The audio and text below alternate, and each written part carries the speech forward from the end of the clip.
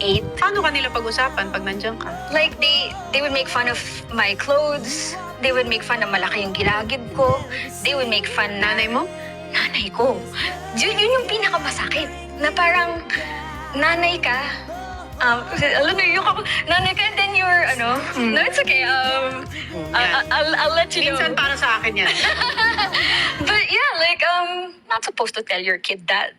Naniniwala talaga ako na for people who grew up in narcissistic households na their parents were their first bullies. Na-realize ko, like when I started visiting my friends' houses, I would stay over with them. Nakita ko na parang they're all treating each other in a civil way, in a kind way.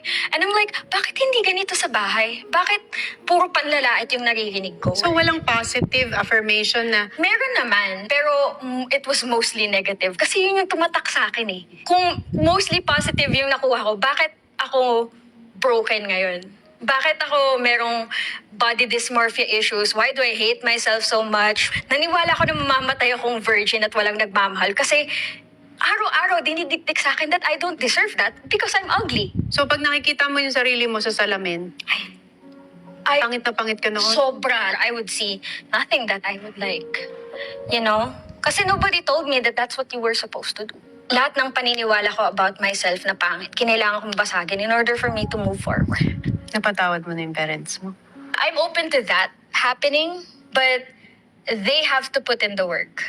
Because I put in the work of like trying to heal from the damage that they cause. So I know na kaya ng mga tao to change. And I know na kaya nila yun if they just put in the work. Pero hindi ko nakikita yung initiative na yun from them eh. Shit! Ilang taong ka niyan pag ginagawa yun?